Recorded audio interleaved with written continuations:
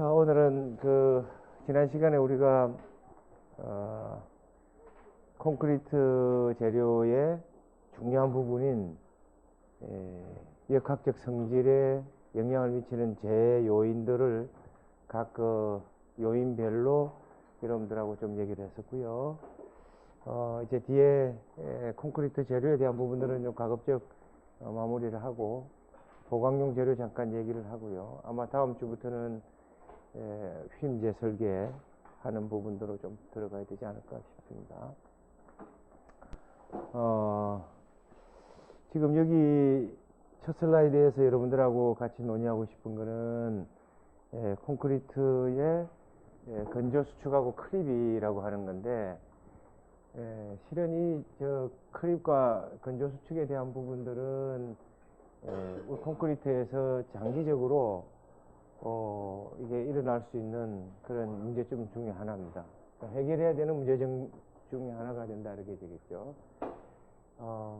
결국은 콘크리트의 장기 변형에 대한 부분이죠. 근데 이 장기 변형은 콘크리트의 주 원료 중에 하나인 물하고 시멘트의 반응, 그것이 경화되면서 일어나는 어떤 성질들을 여기 아마 여러 가지가 있지만 대표적인 두 가지를 얘기를 했습니다. 잘 아시겠지만 콘크리트는 수경성 재료이게 되죠. 그러니까 물하고의 반응에 의해서 물이 정발되면서 체적의 변화도 일으키게 되고 또 물리적 구조 변화를 유발하게 되는 것이죠.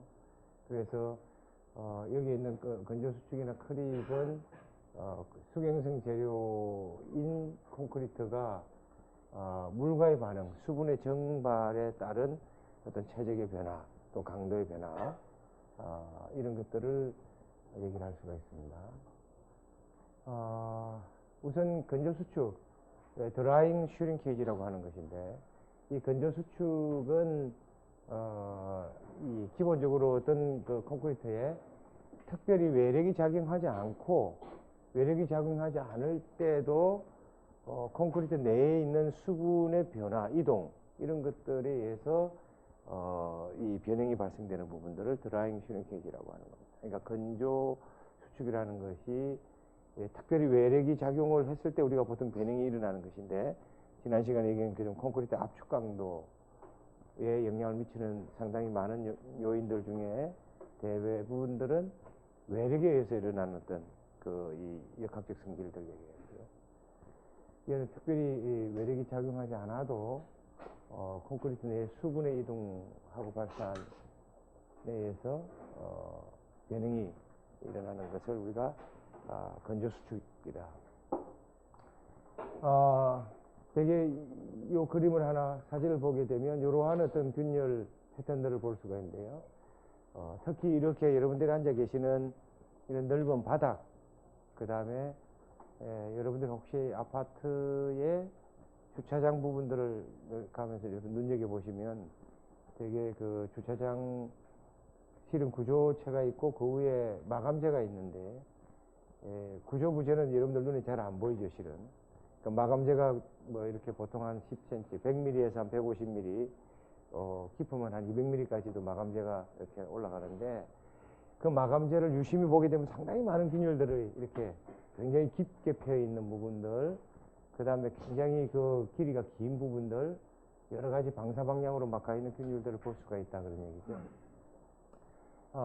그 균열들은 구조의 어떤 특별한 문제는 야기치 않아도 여러분들이 보기에도 표면에서 굉장히 보기가 흉하고요. 거기에 따라서 계속 유지 보수가 돼야 되고 이런 문제들이 발생되는 거죠. 내부에 철근과 같은 보강재가 들어가게 되면 이런 드라잉 슈링케이지 부분들은 많이 줄일 수가 있는데, 그렇지 않은 경우는 상당히 그래서 지금 이 같은 경우는 요 표면 균열들이 많이 생기는 건데요. 이렇게 이제 이 콘크리트의 수분이 변화되면 체적의 변화가 어느 쪽은 수축이 되는 거니까, 그 수축이 되면서 어느 쪽은 이제 당겨지고 그러면서 이렇게 균열들이 발생한다는 거죠. 대개 거북 등 형태의 이 크랙 패턴들을 많이 가지고 있습니다. 그러니까 좀 이렇게 방사 형태로 쭉, 그러니까 일련의 어떤 형태대로 이렇게 쫙쫙 그 이 길이 방향이 아니고 여러 가지 그 패턴, 방향이 다양성을 이렇게 가지고 있다는 거죠. 이런 것들은 이제 건조 수축에 대한 자주 보이죠. 뭐 이 저 책장인데 제 방에도 책장이 유사한 게 많이 있는데 오래되면 많이 이 안에 있는 목재의 수분이 충분히 건조해서 제가 하지 않으면은 각각의 예를 들면 이 방향과의 배령이 서로 다르게 되면은 뒤틀리게 되는 거죠. 그것도 엄밀히 말하면 목재 내의 수분의 이동에 따라서 발생될 수 있는 변형의 일부분이라고 볼 수가 있다. 굳이 콘크리트가 아니더라도 조금 더 얘기를 하겠지만 크립 같은 경우는 하중을 받으면 일정한 하중 상태에서 더 이상 하중을 가하지 않아도요. 외력을 더 이상 가하지 않아도 일정 기간 동안 변형이 이렇게 증가되는 그런 현상들을 보이는 경우가 있습니다. 그래서 우리가 크립 변형이라고 얘기를 하는데 뒤에 자료가 조금 더 있으려나요? 예, 이제 이것은 건조 수축에 대한 어떤 약간은 깊은 얘기가 될지 모르지만은 이 건조 수축 내에도 다양한 이 종류가 있습니다. 그러니까 예를 들어서 뭐 건조 수축이라고 표현하기도 하고 자기 수축, 자기 스스로의 자기 수축도 이 수축 안에 들어가게 되는 것이죠. 그래서 대략 이 수축에 대한 건조 수축에 대한 변형량을 보게 되면 지금 여기에 있는 것처럼 0.0002, 0.0007 정도의 이 정량적 수치를 보이고 있고요. 그러니까 실제 아마 이게 원래 건조 수축이 일어나기 이전 오리지널 어떤 길이라고 하면 건조 수축이 발생되고 나면 예를 들어서 요만큼의 길이가 줄어든다 이런 얘기죠. 그러니까 입실론 서브 SH가 이렇게 발생이 된다 그런 얘기죠. 이것은 프리쇼터닝입니다. 그죠? 특별히 어떤 외력이나 이런 것이 작용되지 않았을 때 그런 얘기죠. 그 다음에 이제 이 텐션을 받게 되면 역시 또 콘크리트가 텐션을 받으면 크랙이 생기게 될 것이고요. 크랙이 이렇게 발생이 되면 이 안에 있는 스틸에는 압축을 받게 된다는 거죠. 예, 거기에 따라서 또 이 부재의 쇼팅이 또 생길 수가 있다는 얘기입니다. 그래서 굉장히 이 부분들은 뭐 연구해야 될 부분들이 굉장히 많이 있지만 실제 굉장히 미수한 어떤 변형들을 여러분들이 변형률을 체크도 해야 되고 하는 그래서 혹시 관심 있는 학생들은 이런 건조 수축에 대한 연구도 좀 해보면 좋을 것 같고요. 아까도 보셨지만은 건조 수축에 의해서 일어나는 균열의 패턴들은 다양하게 이렇게 된다는 거죠. 보호 부재에 대해서도 또 슬래브 부재에 대해서도 벽체에 대해서도 이러한 이 건조 수축이 같은 양이 쭉 일어나면 좋은데 대부분은 이 물과의 수호 반응이기 때문에 또 환경하고 관계되기 때문에 그 건조 수축의 변형이 이렇게 다양하게 나타난다는 거예요. 동일하게 이렇게 나타나지 않고 부등하게 이렇게 나타나기 때문에 균열의 패턴도 굉장히 다양하게 이렇게 나타날 수가 있다는 얘기입니다. 크립 변형은 아까도 말씀드렸지만은 이게 이제 변형이고요. 이게 이제 하중 지속 시간인데 일정한 어떤 요 변형이 생기고 예를 들어서 하중을 제거하면 이 탄성 구간에서는 원래 변형이 다시 없어지는 건데 그죠? 근데 이게 소성체이기 때문에 일정한 시간이 지나면 이렇게 돌아가지를 못하고 변형이 일어난단 말이죠. 그 다음에 우리가 하중을 더 이상 가하지 않으면 그냥 그 변형이 유지를 해야 되는 것인데 그렇지 못하고 시간이 지남에 따라서 이러한 어떤 여기서부터 이러한 변형이 더 생긴다는 겁니다. 그러니까 그것이 이렇게 뭐 직선으로 올라가는 것이 아니고 이렇게 어떤 곡선적 변화를 하면서 이러한 어떤 변형량이 더 생긴다는 거죠. 그러니까 변형량으로 보게 되면 크립 변형량이 여기서부터 여기까지 되는 거죠. 그래서 일정한 응력이 계속해서 우리가 가해주고 있으면 그 응력에 의해서 변형이 계속 진행되는 현상을 우리가 크립 변형이라고 합니다. 잘 아시는 것처럼 콘크리트는 압축에 강한 재료이기 때문에 크립 변형도 소위 언더 컴프레션, 그러니까 압축을 가했을 때 일어나는 변형 중에 하나가 되는 거죠. 그런데 이 변형은요, 이 탄성 변형은 하중을 제거하면은 없어지는 거지만은 크립 변형은 하중을 제거해도 없어지질 않습니다. 잔류 변형은 남아 있습니다. 그러니까 여기서 보신다 그러면 변형이 이만큼 발생됐을 때에 하중을 지속적으로 가하면 하중을 더 증가시키는 것이 아니고 그 변형이 일어난 하중을 그대로 예를 들면 1톤을 계속해서 장기간 가하면 실은 그 변형이 그대로 남아 있어야 되는데 그렇지 않고 크립에 의한 변형이 이만큼 증가된다는 거죠. 그래서 그래프가 이렇게 가게 되죠. 하중을 제거해도 사실은 요 원래 탄성적 어떤 그 이 복구는 되더라도 여기 있는 저 크립에 의한 변형은 복구가 되지 않기 때문에 그래프가 이렇게 가게 된다 그런 얘기죠. 자, 두 가지만 정리하겠습니다. 크립은 일정한 응력이 장시간 계속해서 작용할 때 변형이 계속 진행되는 현상을 크립 변형이다. 크립 변형은 주로 압축을 받을 때 일어나는 것이다. 하중을 제거하더라도 크립에 의한 이 잔류 변형은 남아서 지금 요만한 어떤 변형이 돼도 물론 일부는 뭐 아주 작은 미수량이지만 리커버리가 되지만 크립에 의한 변형은 전체 리커버리가 되지 않는다. 이렇게 되겠습니다. 거기에 필요한 식은 여러분들 기준에 있는 식을 참고로 하시면 좋을 것 같습니다. 슬럼프는 뭐 여기서 논하지 않아도 될 것 같은데요. 여러분들 현장에 가게 되면 콘크리트의 유동성에 대한 정량적 수치를 무엇으로 나타내느냐 하면 여기 있는 워커빌리티, 그 중에서도 이 워커빌리티의 정량적 수치를 슬럼프치로 이렇게 많이 표현하고 있다 그런 얘기입니다. 그러니까 자기 스스로 어느 정도 이렇게 이 타설에 흘러 들어갈 수 있는 능력이 있느냐 하는 것이고요. 대개는 요 슬럼프 테스트를 하게 되는데 요걸 50mm, 예를 들어서 요걸 200mm 뭐 이렇게 해서 요걸 요렇게 콘크리트를 타설해 가지고 요 슬럼프 요 테스트기를 들면 요러한 원래 형태가 있겠죠. 요 그대로 요 높이를 그대로 유지하고 있으면 슬럼프가 좋지 않은 경우고요. 아주 극단적으로 얘기하면 여기 쫙 흘러서 거의 요 높이만큼이 그대로 내려앉으면 굉장히 슬럼프가 좋은 겁니다.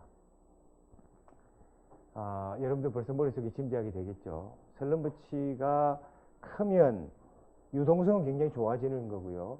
그것은 아마 물 시멘트 비하고 상당히 영향이 있을 것이다 하는 것을 알 수가 있고, 슬럼프치가 작은 것은 물 시멘트 비가 작고요. 오히려 강도 발현은 더 높게 나타날 수도 있다 그런 얘기죠.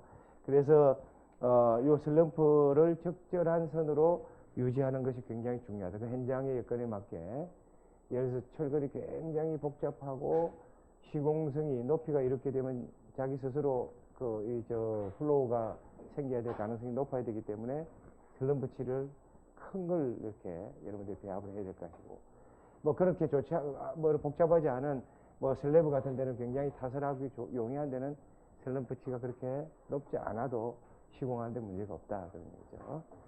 여러분들이 아마 현장에서 가장 많이 쓰는 것 중에 이 슬럼프 코온에 대한 슬럼프 코온에 대한 실험을 슬럼프 테스트하고 아까 지난 시간에 얘기했는 표준 공시체에 대한 압축 강도 시험을 굉장히 많이 할 것이다.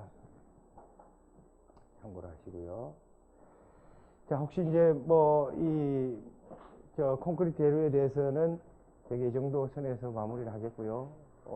필요에 따라서 이제 부재 설계를 하면서 그때 또 나오는 얘기들을 백업을 하도록 하겠습니다.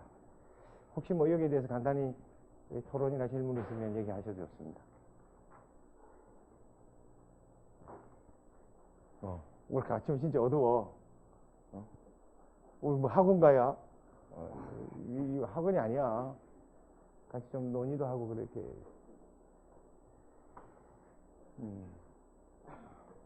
뭐 그리 열심히 필기래. 책에 다 있는 내용인데. 자, 그러면 조금 더 진행을 하겠습니다. 지금부터는 이제 지금까지는 우리가 콘크리트의 역학적 성질 여러 가지를 얘기했지만 여러분들이 학부 과정에서 필요한 얘기는 그 중에 몇 가지 안 될 겁니다. 예를 들어 보호부재, 기둥부재 또는 전단, 부착, 정착 이런 부재 설계를 할 때 필요한 것들은 이 베이직 날리지를 다 쓸 필요 없는 것 같고요. 거기에 그 몇 가지 중요한 어떤 그 예를 들면 설계 기준 강도를 얼마로 하느냐, 그 다음에 탄성 계수를 얼마로 하느냐, 또는 뭐 굉장히 중요하지만 아까 뭐 좀 짧게 지나갔지만 예를 들어 포화성비에 대한 그 부분들이 직접적으로 부재 설계는 아니지만 실제 이 크리스테스 같은 경우에는 뭐 정착구 설계할 때 그 포화성비에 따라서 정착구 길이가 달라지고 뭐 정착구 길이 아니라 그 전달 길이가 달라지고 하는 것들이 포화성비에서 나타난다. 그러니까 물론 이제 RC에서는 그런 것들이 없지만 몇 가지만 잘 기억하고 있으면. 탄성계수가 얼마입니까? 콘크리트 탄성계수? 뭐의 함수였습니까?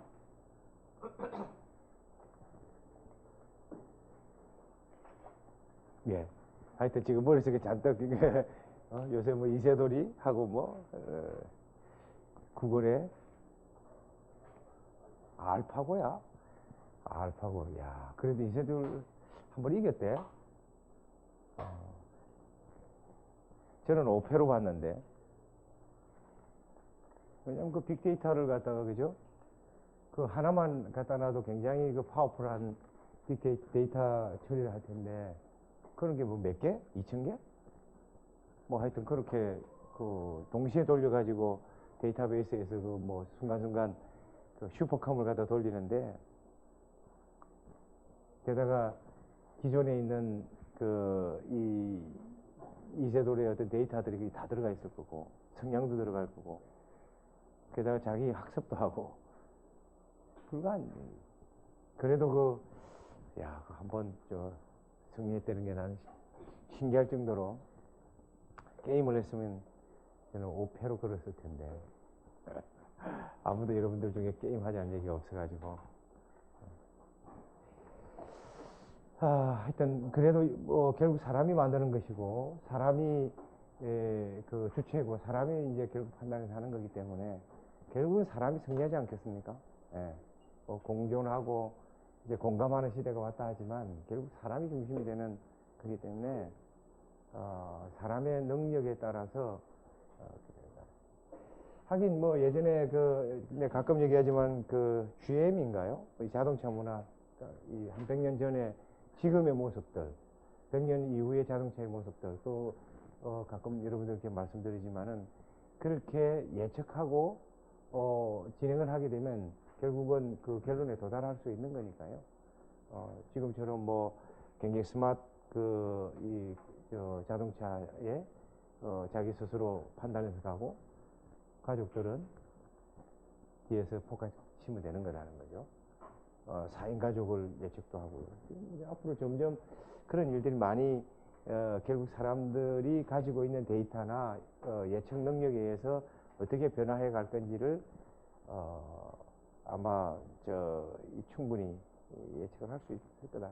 여러분들의 몫이죠. 어째 보면 여러분들이 앞으로 어떤 사회를 만들어 가야 되느냐 하는 거기 때문에 그 사회를 만들어 가는 어떤 프로그램들을 여러분들이 만들어야 되는 것이다. 그런 얘기죠.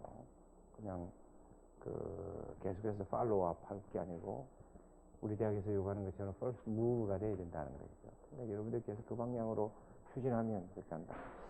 적어도 앞으로 30년에서 50년 이후에 건축의 또는 그 구조의 건설의 문화가 어떻게 바뀌어갈 것이냐 이런 것들이 여러분들이 고민해야 되는 부분들이죠.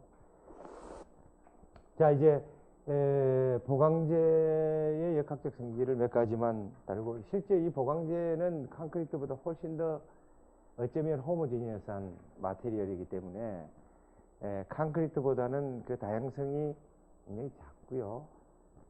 실제 학습하고 스터디해야 될 내용이 그렇게 많지는 않습니다. 물론 최근 들어서는 뭐 예를 들어서 철근, 그 레인포스먼트, 리바에 한정되지 않고 그 보강 재료가 상당히 많이 개발되고 그 종류가 다양해짐에 따라서 각각의 이 마테리얼에 대한 프로퍼티가 중요해졌지만, 예를 들어 철근, 우리가 통상적으로 사용하고 있는 그 레인포스먼트에 국한해서 본다 그러면 사실은 콘크리트에 비해서 상당히 정형적 성질을 가지고 있기 때문에 학습해야 될 내용이 그렇게 많을 필요는 없을 것 같습니다.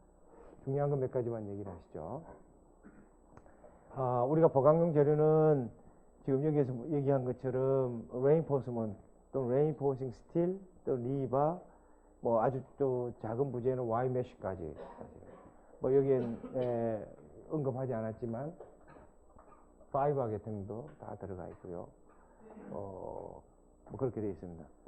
지금 이 사진을 여러 번 여러분들한테 보여드리고 있는데 이 사진에서 보게 되면 이게 지금 철근들입니다. 그죠? 이걸 누가 철근이라 그러겠어요? 우리 체직 단위로 본다면 철근은 뭐 콘크리트의 이 상당히 작은 최소한의 어떤 보강을 한다고 그랬는데 이 사진을 보게 되면 무색할 정도로 어마어마한 양의 이 철근 양이 들어가고 있다는 것이죠. 뭐 수직으로 들어가 있고요, 수평으로도 가 있고, 뭐 이 방향으로도 가 있고요. 그러니까 레디얼 방향도 있고, 뭐 수직, 수평 상당히 많은 철근들이 배분되어 있다는 것이죠. 우리는 간단히 이게 수직, 뭐 이렇게 수평 이렇게 되는데요. 이러한 것들을 설계에 반영하려고 그러면 굉장히 많은 고민을 하겠죠. 실제 여러분들은 이렇게 간단히 뭐 사진으로 보지만 요 각각의 설계의 철근 직경이라든지 강도라든지 요 간격을 어떻게 결정해야 되는지 하는 것들은 구조 전문가들이 결정을 해줘야 된다 그런 얘기죠. 시공하는 사람들이 물론 현장에서 잘 하시겠지만은 그래서 이걸 콘크리트 건물이라 그래야 되나 이게 철근 건물이라 그래야 되나 참 난처할 때가 있죠. 어쨌든 지금 주로 이 보강용 재료를 우리가 스틸을 주로 얘기를 하고 있고요. 이 스틸하고 와이메쉬는 와이메쉬 직경이 좀 작은 걸 얘기한 겁니다. 그러니까 대충 직경이 10mm를 기준으로 1cm를 기준으로 해서 그 밑에 뭐 여기서 8mm, 7mm, 6mm 뭐 이런 것들은 우리가 와이메쉬의 개념으로 많이 쓰게 되고요. 10mm 이상이 되면 지금 여기 있는 것처럼 리바라는 스틸에 대한 개념으로 우리가 정의를 많이 하고 있다 이렇게 보시면 되겠습니다. 여기 보시면 뭐 요렇게 요런 철근들이 요 끝부분을 요렇게 뭐 플레이트를 대 가지고 볼트 너트 형식으로 만들 수도 있고요. 또는 여기에 용접을 할 수도 있고 뭐 요런 철근들을 요렇게 넣어서 헤드를 만들 수도 있다는 얘기죠. 뭐 여기에 대해서 여러분들이 상당히 앞으로 연구할 과제가 많을 것 같다는 얘기죠. 수직 철근들이 가고요. 그 다음에 수평 요렇게 요 감싸고 있는 철근들이 또 이렇게 가게 되죠. 슬래브 철근 같은 예를 들면 굉장히 이 철근의 간격이 조밀한 반면에 요 밑에 있는 철근들의 간격은 굉장히 와이드하다는 거죠. 저 철근의 배근을 보면 힘이 어떻게 걸리고 있는지를 여러분들 짐작하셔야 된다는 거죠. 어디에 인장 응력이 휨 모멘트가 휨 인장력이 많이 걸리냐는 것을 여러분들이 짐작하셔야 되고요. 어느 방향이 주 힘 방향인지도 짐작을 하셔야 된다는 거죠. 반대로 얘기를 하면 주 힘이 작용하는 쪽에 이 철근의 간격이 또는 철근의 단면적이 크게 간격은 좁게 단면적은 크게 이렇게 하실 거라는 거죠. 이 같은 경우는 정말 굉장히 어느 쪽이 주 방향인지를 알 수 없을 정도로 X 방향과 Y 방향이 거의 뭐 대부분 주철근의 어떤 방향을 보여주고 있다는 거죠. 이걸 우리가 헤디드 바라고 얘기합니다. 그죠? 헤디드 바. 네. 그 다음에 이제 주철 X 방향과 Y 방향 이렇게 플렉시블하게 되어 있는 것은 포스트 텐션 또는 프리 텐션에 사용하는 스트랜드 개념인데요. PSC에서 사용하는 철근들. 여러분들은 뭐 지금 요 철근들은 가급적이면 배제할 거고요. 요 철근들 여기 보면 이렇게 돌기들 리버가 이렇게 나와 있죠. 이게 우들투들하게. 우리 이것을 디폼드 바라고 그랬습니다. 그죠? 이거 시간인가? 이형 철근이라고 얘기해요. 철근에 대해서만 주로 얘기를 하겠습니다. 자, 이제 몇 가지 중요한 어떤 그 아이템 중에서 조금 전에 보셨죠, 사진에. 요 철근이 보면 요렇게 요 방향이 길이 방향이고 거기에 요렇게 이 직경 방향으로 요렇게 돌기가 이렇게 나와 있습니다. 그죠? 그다음에 요 방향으로도 요 길이 방향으로도 요 직경보다 좀 높게 이렇게 가 있는 경우가 있습니다. 그래서 철근을 자세히 들여다보면 지금 이러한 형태의 단면을 가지고 있는데요. 요렇게 길이 방향으로 가 있는 것을 우리가 리브라고 하고, 요렇게 각각의 간격, 일정 간격으로 있는 것을 우리는 마디라고 얘기합니다. 그죠? 이형 철근은 요렇게 마디와 리브로 구성이 되어 있다는 거죠. 그러니까 요런 직경의 높이가 요만큼씩 더 들어가 있다는 거죠. 이건 KS에 아마 이렇게 뭐 자세히 제한을 해두고 있을 겁니다. 예를 들면 이 리브의 폭을 얼마로 해야 되느냐, 뭐 이런 것들도 이 단면에 잘 들어가 있다는 거죠. 자, 이제 구조에서 주로 사용하는 입장에서 본다 그러면, 철근의 종류는 원형 철근과 이형 철근 두 가지로 이렇게 나올 수가 있다. 또 쉐입에 대한 것입니다. 그러니까 라운드 바하고 디폼드 바, 이렇게 두 가지로 얘기를 할 수 있습니다. 원형 철근은 대개 6mm부터 뭐 19mm, 이형 철근 우리 KS에는 6mm부터 한 51mm 뭐 이렇게 돼 있죠. 근데 이제 구조에서 주로 사용하는 것은 대개 10mm 이상을, 원형 철근 한 9mm, 디폼드 바는 한 10mm 이상을 주로 콘크리트의 설계에 반영하는 보강용 재료를 쓴다, 이렇게 보시면 됩니다. 요즘은 원형 철근을 특별한 경우를 제외하고는요 잘 쓰질 않습니다.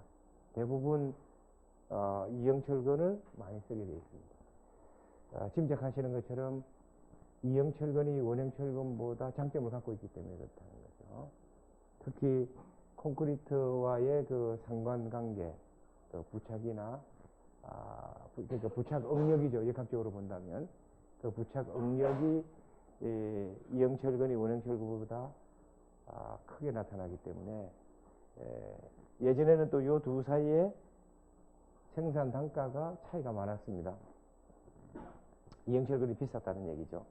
근데 요즘은 요 두 사이에 생산 단가의 갭이 줄어들었고요.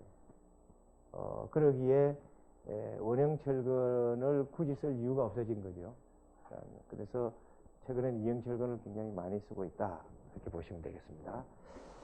그 다음에 이제 이형 철근은 먼저 좀 앞서 얘기하면은 콘크리트의 설계 기준 압축 강도에 대비돼서 설계 기준 항복 강도, 그러니까 specified yield strength라고 하는 거죠. 그러니까 이 인장에 대한 항복 강도가 설계의 중요한 부분이다. 그래서 뭐 대표적으로 이형 철근을 보게 되면 항복 강도에 따라서 지금 여기서부터 이렇게 우리가 지금 현재 나오고 있다는 거죠. 그러니까 뭐 240, 300, 350, 400, 500, 600, 700 이렇게 지금 되어 있습니다. 일단 우리 기준에서는 여기까지를 허용하고 있다는 겁니다. 그러니까 이 이후에 뭐 강도 발현이 안 되는 건 아니고요. 더 고강도, 초고강도의 철근 생산이 가능하지만 현재 우리 기준에서는 허용하기를 대략 한 600 정도까지는 허용을 하고 있다는 얘기입니다. 콘크리트 강도는 한 70MPa 정도로 지금 KCI 2012, KBC 2009에서 허용하고 있습니다. 그러니까 주로 많이 사용하는 것은 지금 400, 500 이게 제일 많이 쓰고요. 요즘은 이제 뭐 LH나 이런 데서는 400, 500, 600까지를 많이 씁니다. 여기 W가 들어간 것은 강도는 같지만 웰더블, 그러니까 용접성이 뛰어난 것을 우리가 W를 표현하고 있는 것이고요. 그래서 되게 요 뒤에 있는 요 숫자는 이미 제가 설명드린 것처럼 짐작하겠지만은 F sub Y를 표현하는 겁니다. 그러니까 그 철근이 설계에 반영할 수 있는 설계 기준 항복 강도를 얘기하고 있습니다. 그러니까 500이면 500MPa를 항복 강도를 가지고 있다. 실제 파괴 강도는 인정 강도는 그보다 더 크지만 항복 강도는 이제 좀 이따 얘기하겠죠. 항복 강도는 500MPa이다. 이렇게 의미하고 있습니다. 여기 R이라고 되어 있는 것은 원형 철근에 대한 라운드의 이니셜입니다. 그러니까 원형 철근에 대한 얘기가 되는 것이고요. 여기 있는 대부분들은 요 D라고 되어 있는 것은 이 디포먼드 바를 얘기합니다. 이형철근입니다. 그 전에 이제 이 S는 스틸에 대한 얘기들이 표현되고요. 가끔은 H가 들어가 있는 게 있습니다. SHD. 그때는 고강도, 하이바의 개념을 갖고 있습니다. 그러니까 여기서는 여러분들한테 자세히 그걸 얘기할 필요 없을 것 같고요. 원형 이형철근 중에서 주로 이형철근을 쓰고 이형철근의 항복 강도가 중요하다. 그런 얘기죠. KSD 3504에 보게 되면 이렇게 표현하고 있다. 주로 우리가 많이 사용하고 있는 것은 항복 강도 400, 500, 그 다음에 600 이렇게 됩니다. 역시 현재 상황에서 보면 400과 500을 제일 많이 쓰고 있다. 이렇게 보시면 되겠습니다.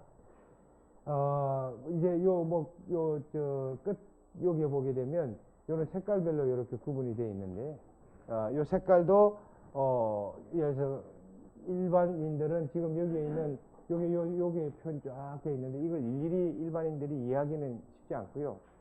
색깔 가지고 얘는 400, 얘는 500 뭐 이렇게 표현을 좀 하고 있다 그런 얘기죠. 그 색깔들이 요 블루부터 시작해 가지고 그레이까지 이렇게 쭉 있다는 거고요.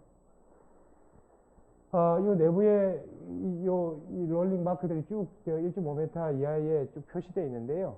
이것은 아까 말씀드렸지만 W 같은 용접성, 그 다음에 생산지, 회사, 지름, 강정 이런 것들이 각각의 표현되어 있습니다. 나중에 설명해 보시고요. 자, 이제 구조 설계에서 필요한 요 철근들의 요 뒤에 있는 요 수치들, 요것들이 설계에 반영되는 항복 강도다. 그 항복 강도는 F sub Y로 표현하고 있다는 겁니다. F sub Y. 예를 들어서 300이다, 350이다, 400이다, 500이다, 600이다. FY가 300MPa, FY가 600MPa. FY는 좀 이따 얘기를 하도록 하고요.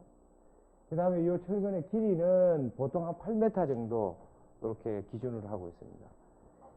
왜냐하면 공장에서 생산돼서요, 트랜스포테이션 해야 되고, 그 다음에 현장에서 부재에다 인양을 해서 부재에다 배건을 해야 되거든요. 그래서 지나치게 긴 철근들은 이렇게 구겨서 올 수도 없고, 그죠? 철선 같으면 해서 피겠지만요. 철근의 직경이 예를 들면 점점점 이래서 커지면요, 안 되죠. 그리고 굽이면 벌써 이렇게 밴딩이 생기고, 밴딩이 생긴다는 것은 그 바깥쪽에 인장이 생기는 거고요. 그 인장은 굉장히 헤어크랙이 생길 가능성이 높다. 그래서 주로 길이를 하는데 대개 한 8m 길이를 표준으로 생산하고 있다. 그래서 8에서 12mm 이렇게 생산을 하고 있다. 그런 얘기죠. 굉장히 작은 철근의 길이는 공장에서는 별로 생산하지 않고요. 그런데 8m 예를 들어서 기준을 해보시죠. 8m나 10m를 하고. 예를 들면 여기 기둥에서 요 기둥 사이에 포가 보통 우리가 일반적인 RC 건물이면 표준이 한 7에서 8m니까 딱 좋죠. 그런데 10m다 또는 15m다 그러면 이 두 개를 이렇게 이음을 해야 된다는 거죠. 그죠? 8m의 중간에 이음을 해야 될 거 아니에요. 그러니까 그런 부분들도 여러분들이 현장에 가시는 분들은 눈여겨보셔야 되고요. 구조하는 사람들은 그런 어떤 생산 그거에 따라서 아키텍트하고 적절히 이 옵티멈한 어떤 경관, 길이를 결정할 필요가 있습니다. 물론 그 외의 경우는 적절히 조합해서 쓰면 되겠고요. 자, 여기서 한 세 가지만 기억하시죠. 이 종류에 대한 거 주로 이런 걸 쓰고 있다. 뒤에 있는 항복 강도를 표현하고 있다 하는 것이고요. 생산은 주로 한 8m 전후로 이렇게 하시고요. 이 차트는 언젠가 한번 보여드렸는지 모르겠지만 조금 전에 말씀드렸던 것을 대략 한번 정리를 해보겠습니다. 요 표부터 먼저 좀 볼까요? 요 표부터. 요 표를 먼저 오른쪽 아래 거. 여기에 보면 SR, SD 이렇게 표현되어 있다. 아까 말씀드렸지만은 요 R과 D는 라운드 바와 디폼드 바를 얘기하는 것이다. 그 다음에 이 두 번째 칼럼은 여기에 있는 요 24, 30, 40, 50 요런 거에 일드 스트렝스를 얘기한다. 그죠? 구체적으로 보시면 24 또는 30, 35의 항복 강도의 범위는 대략 지금 여기에 보시는 것처럼 이런 범위를 가지고 있다는 거죠. 예를 들어서 30메가파스칼인데 just 30이 나오지 않는다 그런 얘기지. 그렇지만 본이 여기 표기되어 있는 요 강도보다는 높게 나타난다는 것입니다. 그러니까 일반적으로 여러분들이 우리 텐사일 테스트를 하게 되면 표기된 항복 강도는 어쩌면 그 재료가 발휘할 수 있는 항복 강도 중에서 하한치를 표현하고 있다 보시면 됩니다. 그래서 여기에 있는 뭐 24, 30, 뭐 35, 40, 50은 여기 보면 그 바운드가 제일 저 하한치를 표현하고 있는 거죠. 50은 뭐 64까지, 30은 40까지 이렇게 항복 강도가 높게 나타납니다. 근데 실제 이게 이론적인 거고요. 실제 생산하는 그 회사에서 우리가 여러 가지 표준 편찬을 해보면 강도가 높아지면 고강도 철근인 경우는 표기된 항복 강도를 발현하지 못하는 경우가 많이 발생이 됩니다. 그래서 항상 스탠다드 실험을 해봐야 된다는 것이죠.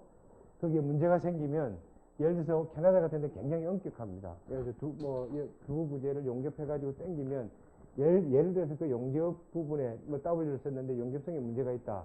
그러면 그 용접 부위에서 파괴가 되면 안 되죠. 용접 외에 인접되어 있는 모재에서 파괴가 돼야 된다고요. 근데 그게 뭐 10개 중에 한 두세 개가 뭐 용접 부위에서 파괴됐다 그러면 그 전체를 못 쓰게 하는 상당히 엄격한. 왜냐하면 철근 콘크리트에서 전체의 체적은 콘크리트에 비해서 철근의 단면적은 작지만 사실은 거기에 들어가 있는 철근이 인장에 대해서 지배를 하기 때문에 철근의 그 항복 강도는 굉장히 중요하다 그런 얘기죠. 철근의 스트레스 스트레인 커브와 나중에 얘기했지만 콘크리트의 스트레스 스트레인 커브의 상관관계가 여러분들이 다음 시간부터 해야 되는 휨제의 설계의 기본이 되는 것이고요. 그 기본은 뭐냐면 철근이 선항복된다 그랬으니까 이 철근의 항복 강도가 지나치게 높게 나오는 것도 바람직하지는 않습니다. 40메가파스칼이 뭐 항복 강도가 60메가파스칼 나온다는 것도 그렇게 바람직하지 못하다. 퀄리티에서 보게 되면 설계에 반영하는 것도 그렇고요. 물론 또 계량유라 관계되겠지만 요 세 번째 요 칼럼에 나와 있는 요 값은 요 항복 강도라고 하지 않고 우리가 파괴 또 인장 텐사일 스트렝스라고 합니다. 그러니까 통상적으로 요 텐사일 스트렝스는 일드 스트렝스보다 높은 값을 갖습니다. 나중에 그래프로 얘기하겠지만 높은 값을 갖게 되고요. 대략 한 1.5배 정도의 값을 갖습니다. 예를 들면 400메가파스칼이면 그냥 일반적인 얘기입니다. 일드 스트렝스는 한 600메가파스칼 정도 나옵니다. 그러니까 한 1.5배 정도 나온다 이렇게 보시면 되겠고요. 30 같으면 한 45메가파스칼 정도 이렇게 보시면 됩니다. 자, 일단 여기서 보시면 24 저강도죠. 보통 쓰는 30, 우리가 주로 쓰는 35, 40, 50 여기. 그 다음에 일드 스트렝스. 요거는 강도에 따라서 지금 구분해 놓은 것이다 그런 얘기죠. 24부터 예를 들면 우리가 50, 60, 70까지 있는 거죠. 자, 이제 그 위에 테이블 하나 보겠습니다. 여러분들이 이제 가장 많이 사용해야 되는 테이블이 아닌가 싶은데요. 여기에 보시면 10mm부터 얘기하죠. 직경을 사이즈라고 했지만 직경이 10mm, 13, 16, 19, 22, 25mm 이렇게 지금 돼 있죠. 대략 여기서 보게 되면 요 직경이 10mm고요. 여기 19mm라는 겁니다. 근데 이게 대개 보면 3mm씩 이렇게 늘어났었죠. 요 25mm까지는요. 그러니까 10mm에서는 D10mm부터 3mm 단위로 이렇게 증가가 됐다는 것이죠. 요걸 우리가 25mm를 미국 아이들하고 대비해 보면 넘버 8입니다. 8번 철근입니다. 넘버 8. 그러니까 예를 들면 여러분들이 이제 이 해외 현장에도 많이 가겠지만요. 요 25mm가 여기에 보면 요 넘버 8하고 관계되는 겁니다. 물론 just 이렇게 매칭이 되는 건 아니고요. 그렇게 대비가 됩니다. 그러면 요건 7번, 6번, 5번, 4번, 3번입니다. 그러니까 D10mm는 넘버 3입니다.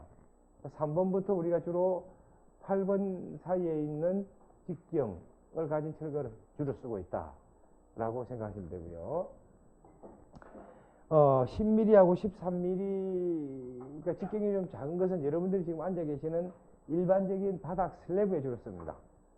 그 다음에 여기 있는 벽체, 이것도 슬래브의 두께가 한 뭐 15cm, 20cm이기 때문에 벽체에 주로 사용되는 철근들입니다. 그러니까 요 D10하고 D13 정도는 주로 플레이트 멤버입니다. 면 부재에 주로 사용하는 겁니다. 바닥에 주로 사용되고 있다. 그 다음에 19, 22, 25mm, 그러니까 8번, 7번, 6번 철근은 주 구조, 골조 구조에 씁니다. 주 골조 구조라 하면 보나 기둥이 대표적인 게 될 것입니다. 거기에는 주로 사용되는 직경은 16, 19, 22mm, 25mm, 주로 19, 22, 25mm를 많이 씁니다. 나중에 얘기했지만 보의 전단을 보강하는 스트럽이라고 하는 게 있습니다. 여러분들 보셨지만 경사 한 40 또는 35도에서 45도 사이에 경사균열, 사균열, 4인장 균열을 보강해야 되는 전단 보강근이 있고요. 그 전단 보강근은 역시 10mm하고 13mm를 주로 특별한 경우를 제외하고요 사용하게 됩니다. 기둥에도 마찬가지로 아까 보셨지만 기둥에 주철근이 들어가고 그 주철근을 이렇게 직각 방향으로 감싸고 있는 철근들이 있습니다. 우리는 그거를 후프라고 얘기하고요.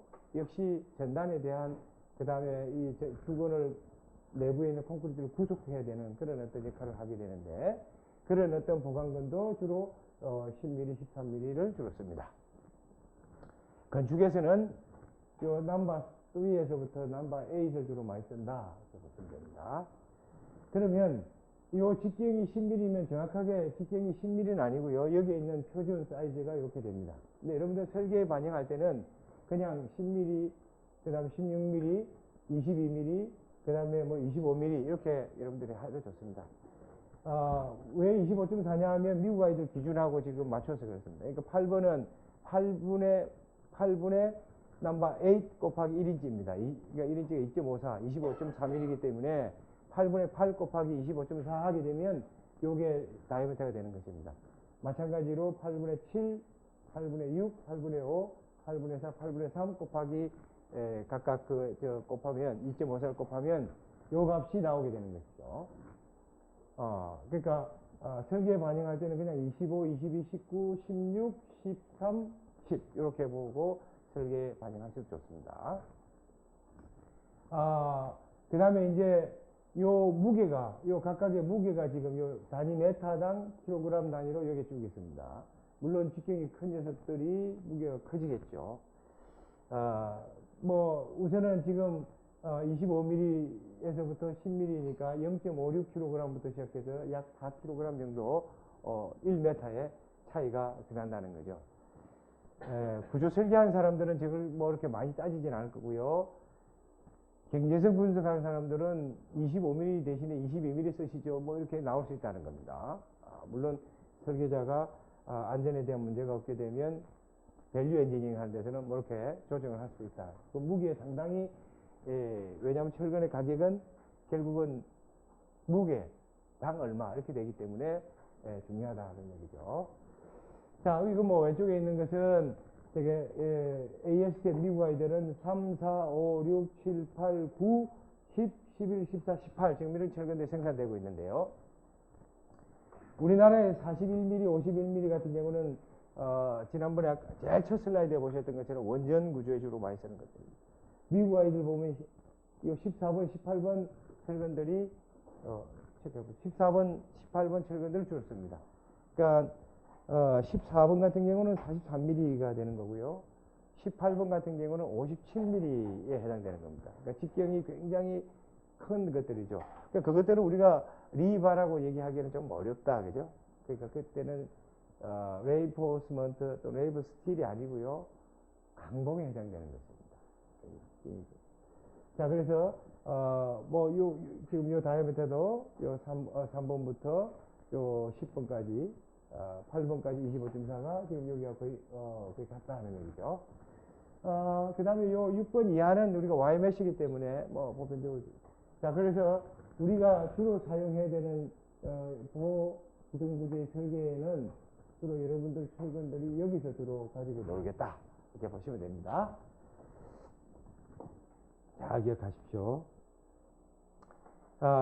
철근의 인장 시험은 지금 요 KSB 0801, 0802의 인장 시험 방법을 가지고 예를 들면 여기에 인장 시험표를 그려서 한쪽을 바이팅을 해가지고 쭉 당깁니다. 쭉 당기면 어떻게 될까요? 조금 거침표를 쓸게. 네, 이렇게 해서 목을 딱 잡고요. 여기서 쭉 당기면 어디가 끊어질 것 같아? 내 목이라 그러면 안 되고. 아마도 그지? 예를 들면, 이러한 어떤 쿠폰을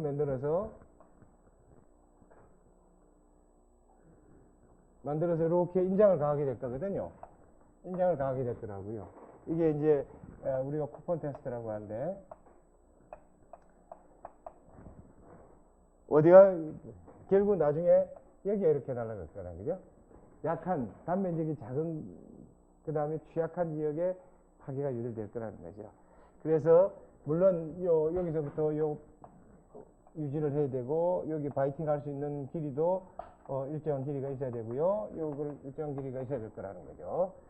여기에 뭐 적절히 아마 필요한 어떤 게이지들을 잘 붙여야 되겠습니다. 이렇게 실험을 하게 되면 인장이 계속해서 발현될 것이고요.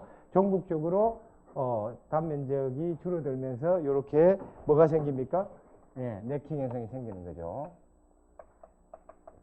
네킹 현상이 생기면서 파괴가 되고요. 그 파괴곡선을 그리면 이렇게 나타납니다. 이제 그렇게 인장 테스트를 하게 되면 자 여기도 여러분들이 중요하게 몇 가지 이제 기억을 하셔야 되겠습니다. 자, 우선은 요 테이블을 먼저 여러분들 좀 기억하시죠. 이제 우리가 주로 쓰는 300, 400, 500, 600인데요. 주로 요 두 번째, 세 번째, 400, 500을 눈여겨보시면 좋겠습니다. 지금 현업에서 많이 쓰는 것이고요. 아마 여러분들은 600까지도 많이 쓸 겁니다. 500, 600. 자, 요 두 번째 칼럼에 있는 것은 F sub Y라 그랬습니다. 그죠? 여기서부터 600, 300, 400, 500, 600이 항복 강도입니다. 그러니까 설계를 하는데 기준으로 하는 항복 강도입니다. Specified Yield Strength of Steel입니다. 항복 강도는 조금 전 슬라이드에서 보셨지만 생산된 항복 강도의 한치를 보통 표현하고 있다 이렇게 되죠. 자, 우선 이상화된 응력, 요 응력과 요 변형을 가지고 설명을 드리겠습니다. 조금 전에 있는 저런 쿠폰 테스트를 쭉 당기게 되면 실제는 이런 커브가 나오지는 않습니다. 그 다음에 요렇게 커브가 나오지도 않고요. 조금 있다가 실제 그래프를 다시 이제 우리 연구실에 실험한 걸 보여드리겠습니다만, 이상화하면,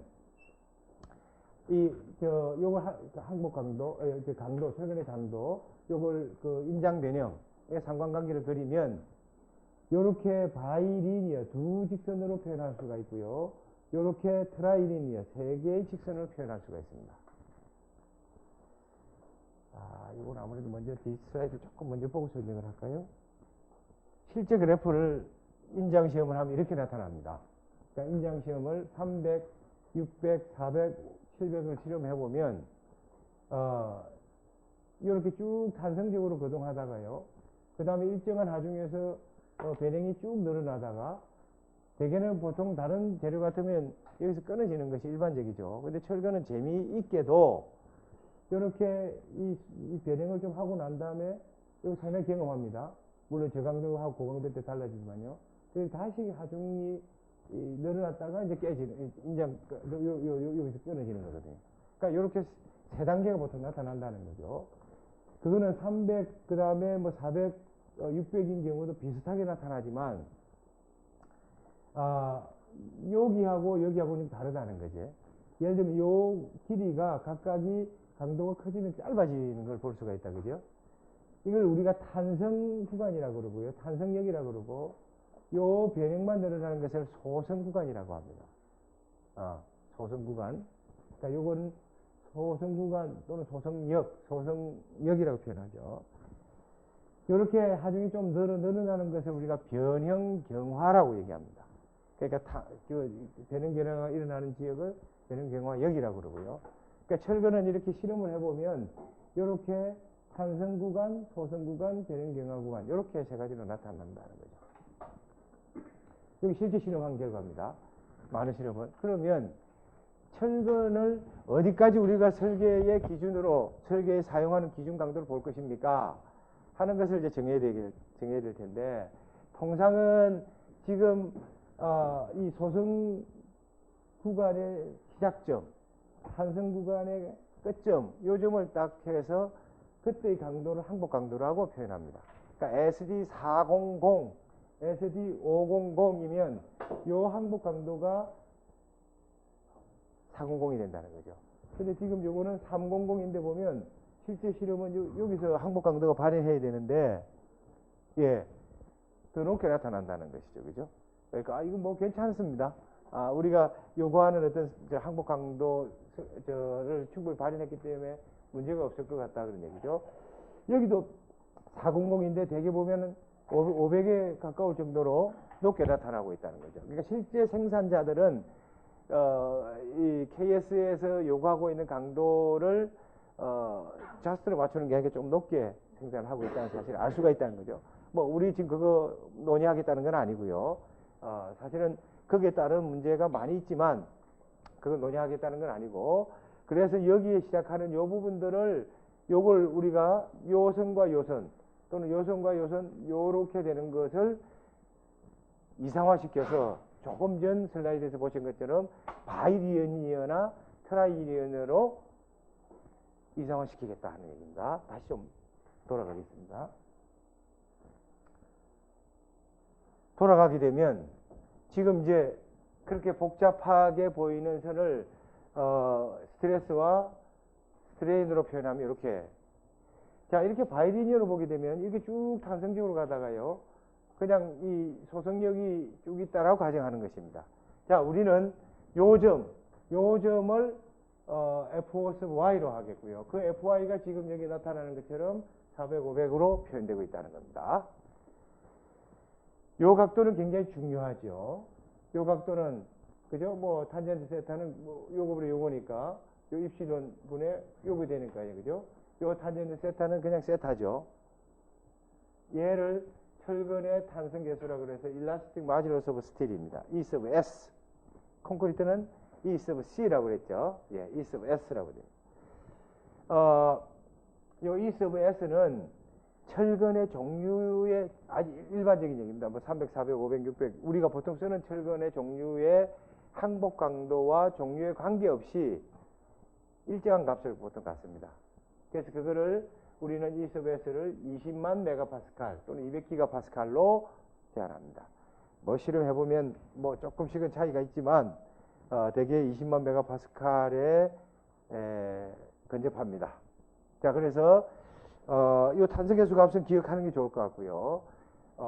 철근의 탄성계수 E sub S는 20만 메가파스칼이다. 이렇게 되는 것이죠. 자, 그러면 좀 더 깊은 얘기는 좀 이따 하도록 하고요.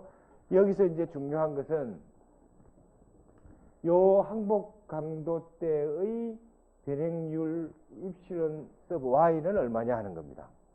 철근의 항복 강도가 발현됐을 때의 철근의 변형률 입실론 sub Y는 얼마냐? 그 값이 지금 여기에 표현되어 있는 겁니다. 그러니까 당연히 요 입실론 sub Y라는 것은, 그죠? 얘는 탄성계수하고 관계되겠죠?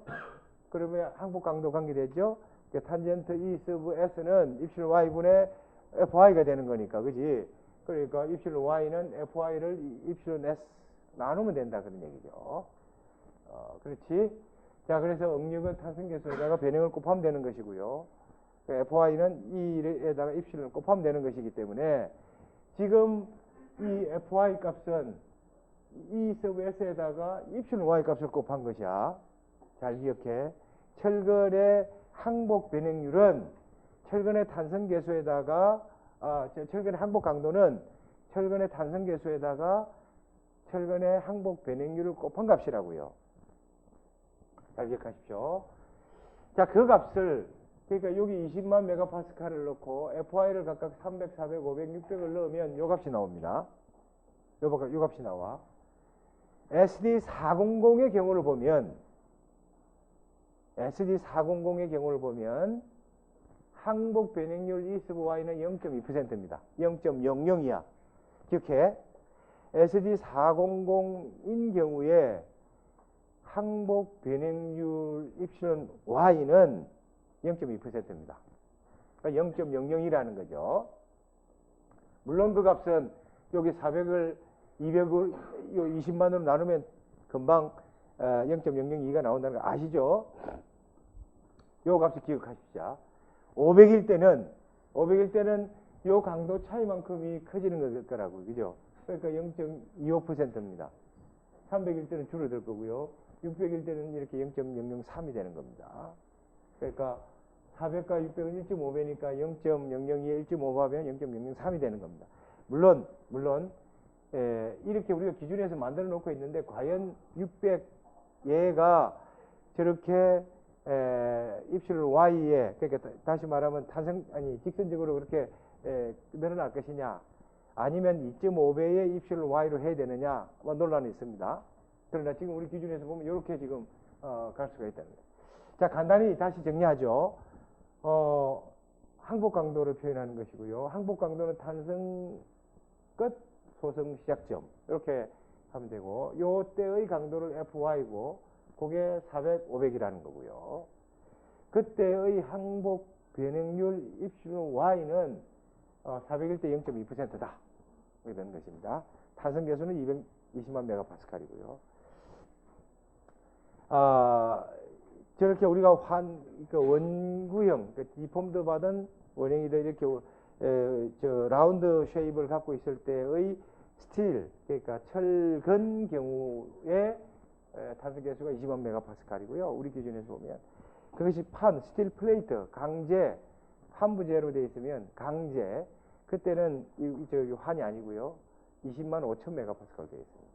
그러니까 주로 강 구조에서 H형강, I형강에 사용되는 철판의 강제의 탄성 계수는 20만 5천 메가파스칼입니다.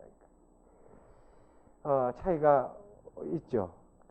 물론 그 차이를 맞추자고 지금 얘기를 하고 있습니다. 판의 생산 과정과 철근의 생산 과정이 좀 다르기 때문에 두께하고도 관계되고 차이가 있지만 야간 그 정도 차이를 우리는 RC에 사용되는 철근의 입장에서 그냥 20만으로 통일하자 이렇게 돼요. 강제를 주로 쓰는 데서는 20만 5천을 해야 된다. 그러니까 탄성 계수를 좀 높여야 된다. 이런 얘기들을 하고 있는 것 같습니다. 오케이. 그럼 나중에 고민하시고요. 세 가지 기억합니다. 우리가 철근의 인장 응력이고요. 그 다음에 철근의 인장 변형의 상관관계를 이상화시키면 이렇게 바이리니어로 할 수가 있는데 요것을 우리가 일라스틱, 그러니까 탄성력, 그 다음에 이걸 소성 구간, 소성력이라고 얘기하고요. 대개 콘크리트하고 다르게 항복에 도달할 때까지 거의 직선적으로 리니어하게 이렇게 응력과 변형의 상관관계를 구할 수가 있습니다. 그 사이에 이르는 요 각도가 이 철근의 탄성 계수가 될 것이고요. 이 탄성 계수의 종류는 철근의 항복 강도, 디폼드 원형, 관계없이 대개 200기가파스칼이다. 보시면 되겠고요. FI 400일 때가 400메가파스칼 때의 항복 변형률 입silon Y가 0.2%다. 0.00이다. 많이 쓸 겁니다. 이제 0.002 또는 0.002요. 많이 쓸 겁니다. 이렇게 트라이리니어로 가정할 수가 있습니다. 그러면 여전히 요 구간이 소성력이 끝점이 예를 들면 스트레인 하드닝이 시작되는 점이기 때문에 이때 요 변형 입실론 SH 스트레인 하드닝 SH도 중요합니다. 그러니까 요 소성 구간이 기냐 요 소성 구간이 이렇게 짧으냐는 굉장히 중요하죠. 왜냐하면 소선 구간이 길고 다시 이 변형 경화역이 생기는 거하고 소선 구간이 굉장히 짧은 경우에 다시 소선 경화역을 가는 거하고는 닥틸리티가 달라집니다.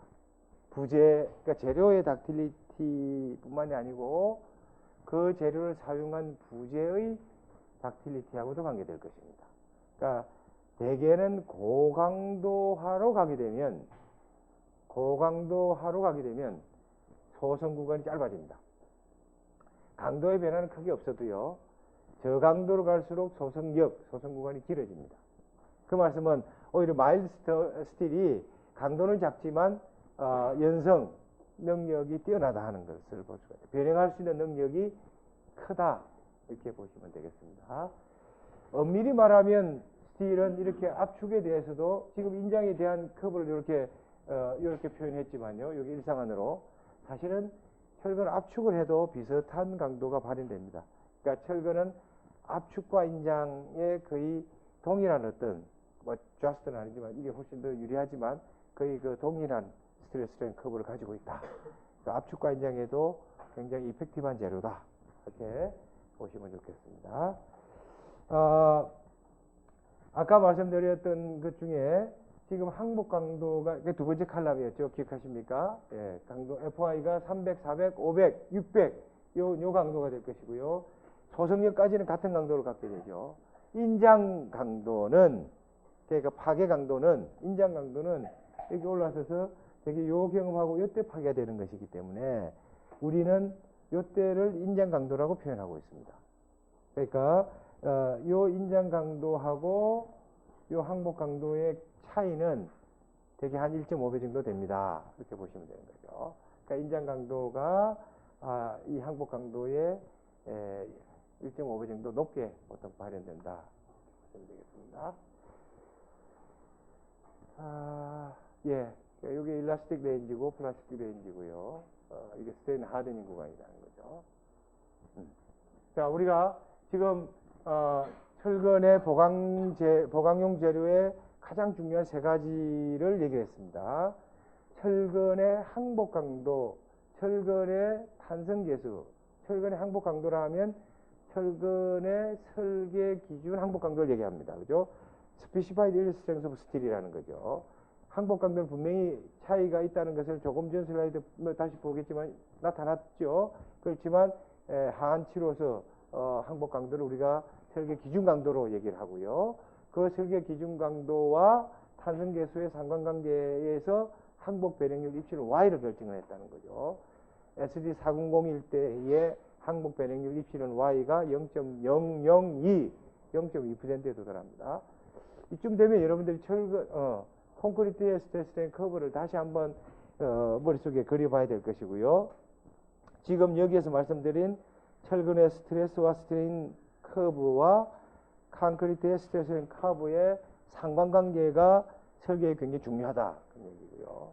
당연히 나중에 얘기가 되겠지만은 콘크리트보다는 철근이 먼저 항복 강도에 도달하도록 기본 컨셉을 잡고서 우리 지금 강도 설계법의 부재 설계를 하고 있다.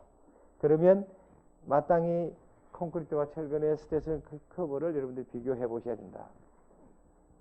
자, 이 슬라이드는 굉장히 중요합니다. 중요하다. 눈여겨보실 필요가 있겠다는 거죠. 여러분들 학부 과정에서는 그냥 바이리니어로 가정해도 문제없을 것 같습니다. 엄밀한 설계를 하려고 그러면 지금 이렇게 트라이리니어 지금 이런 식으로 가정을 해야 될 것 같고요. 콘크리트하고 왜냐하면 압축 최대 그 다음에 극한 변형률에 도달했을 때 하고 과연 이 철근에서 이 소속력 어디엔가 있을는지 그러니까 콘크리트의 스트레스 커브의 픽 포인트하고 이제 극한 변형률일 때에 철근에 여기서 이 점에 있는지 어느 점에 있어야 되는지 하는 것이 설계의 중요한 어떤 기본 개념이 되다 이런 얘기죠.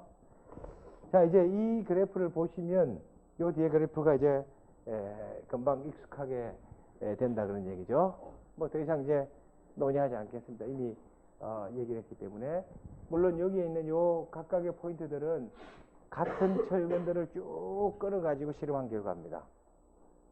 뭐 이렇게 같은 생산 라인에서 쭉 나온 걸 가지고 한 건데 그래도 뭐 이렇게 차이가 나는 경우들이 있죠. 예, 여러분들은 지금 여기에 있는 요 스트레인이 항복 변형 아까 말씀드린 이게 0.2% 되는지 그 다음에 여기 소속력은 어느 부분까지 가는지 변형경화육의 이거 파괴 강도 때의 변형률이 얼마나 되는지 하는 것도 눈여겨 보셔야 될 겁니다. 여러분들 교재에 보시면 지금 저 결과들은 없고요. 대개 한 55쪽 정도의 제가 조금 전에 말씀드렸던 중요한 내용들이 담겨져 있습니다. 참고로 하시면 될 것 같습니다. 한 가지만 더 얘기를 하고 지나가겠습니다.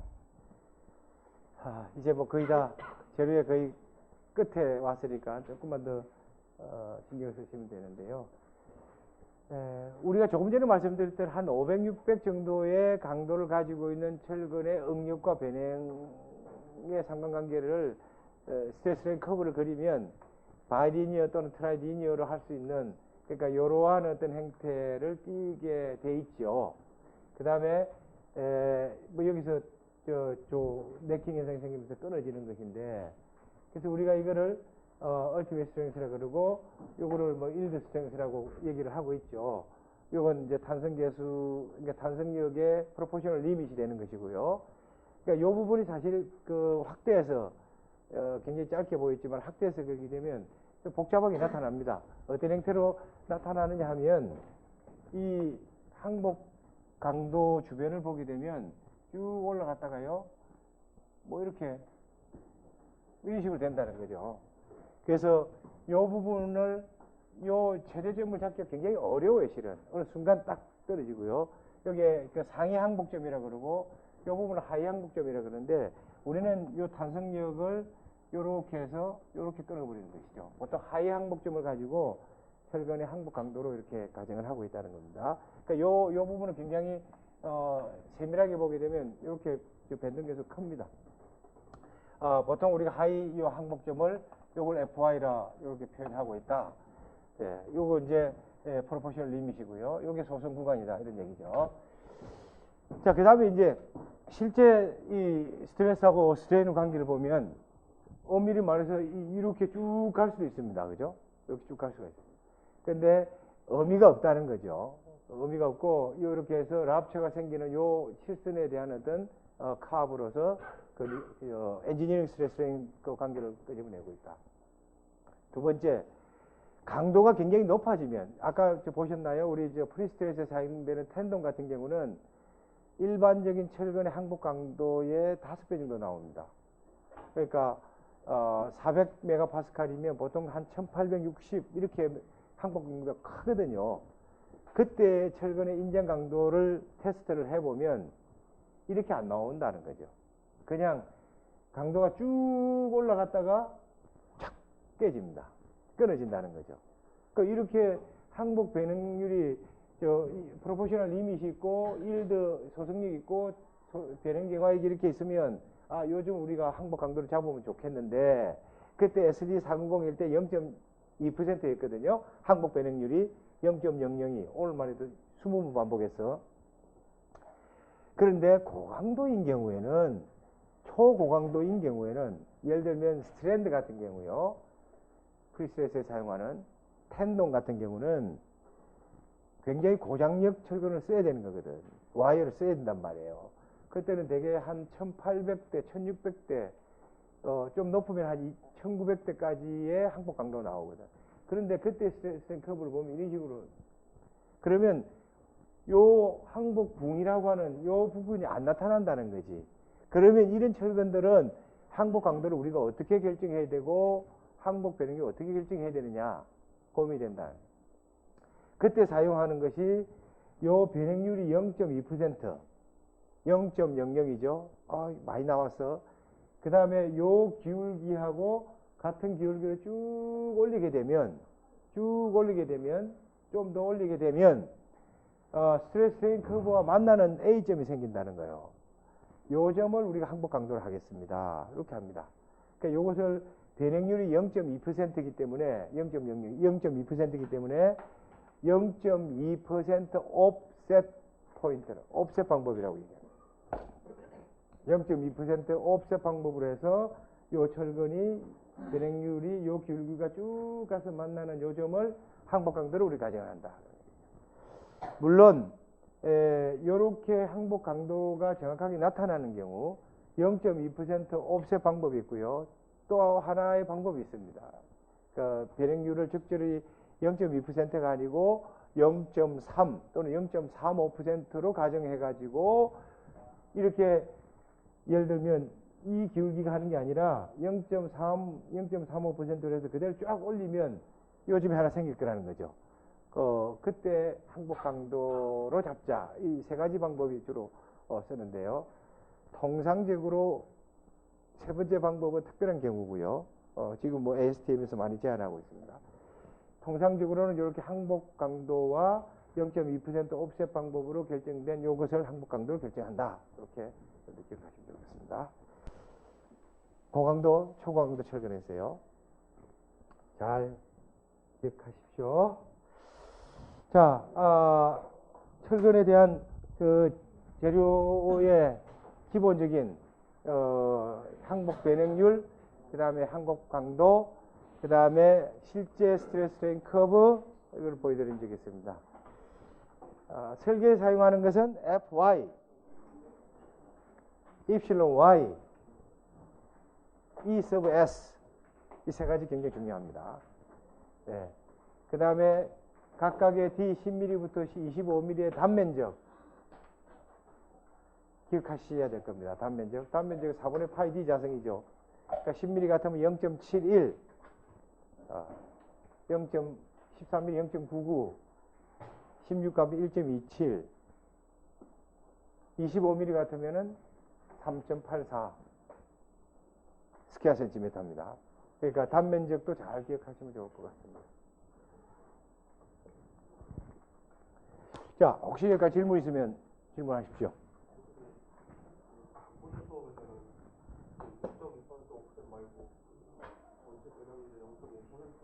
EXL입니다. 그러니까 아까 말씀드렸던 것처럼 저 0.2% 옵셋으로 그 기울기에 동일하게 예를 들면 이 기울기를 하는 것이 아니고요. 예를 들면 여기 적절한 0.3 또는 0.35, 0.4, 0.5%에 각각에 해당될 때 쭉 올려서 그때의 강도를 항복 강도로 결정할 수 있는 방법이 한 가지 더 있습니다. 네. 근데 일반적인 경우는 보통 강도, 뭐 중강도 정도에서는 항복붕이 정확하게 나타나기 때문에 그때의 그러니까 그 프로포셔널 리밋의 항복 강도를 결정하는 것이 일반적이고요. 좀 더 높은 강도가 작용될 때는 지금까지 가장 와이드한 방법은 0.2% 옵셋 방법을 씁니다. 왜 그것이 고민이 되냐 하는 것은 학부 때 제가 논의할 필요는 없을 것 같고요. 대학원에 좀 논의를 하는데 항복 강도로 결정하는 것이 실제 항복 범위 내에 들어와야 되거든요. 재료 생산하는 업체들이. 그런데 이제 가끔은 이 바운드를 벗어나고 하기 때문에 그 범위 내에 들어가는 것을 결정하려다 보니 그렇게 세 가지 방법들이 제한된다는 것이고요. 저강도일 때는 전혀 문제가 없습니다. 중강도까지도 문제가 없고요. 고강도일 때가 변행률을 익스텐션 시켜가지고 올려서 항복 강도를 정하냐, 변행률 0.2%로 해서 기울기를 같이 해가지고 만나는 점을 정하냐, 이 두 가지 방법 중에서 이 양쪽을 이렇게 테이크를 할 수 있습니다. 그 다음 또 뭐 예.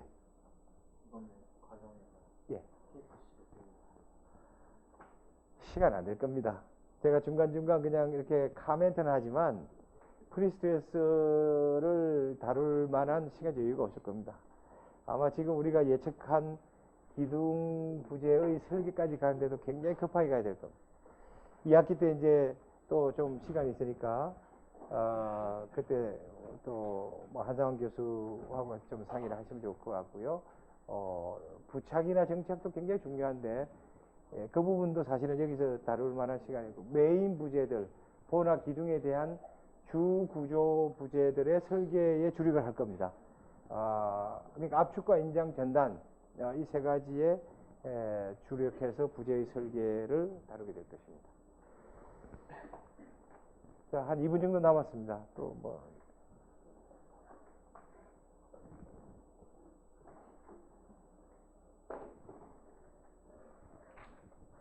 예. 특별히 아마 질문이 없는 것 같고요. 자, 이제 1장, 2장, 3장 마무리를 다 하겠습니다. 그 다음에 설계 방법이 2장에 있는데 그 부분은 주로 강도설계법, 그 다음에 허용력 설계법, 그 다음에 이제 한계상태 설계법 이 세 가지가 되는데 강도설계법을 중심으로 해서 부재 설계를 가면서 좀 대비해서 가끔 예를 들면 한계, 그 다음에 허용력 설계법 이렇게 좀 설명을 하겠고요. 허용력 설계법으로 설계할 수도 있지만 철근 콘크리트 부재의 설계는 현재 강도 설계법으로 제한하고 있으니까 굳이 허용력 설계법을 여러분들이 똑같은 웨이트로 다룰 필요 없는 것 같고요. 스틸 스트럭처 강구조는 한계상태 리밋 스테이지 디자인을 한계상태를 가지고 설계를 하기 때문에 강구조의 설계 때 한계상태 설계법을 좀 더 깊이 고민하면 될 것입니다. 따라서 아마 다음 시간에는 주로 힘재의 강도 설계법에 포커스를 맞춰서 부재의 설계 방법을 같이 논하도록 하겠습니다. 자, 오늘 여기까지 하시죠. 수고했습니다. 네.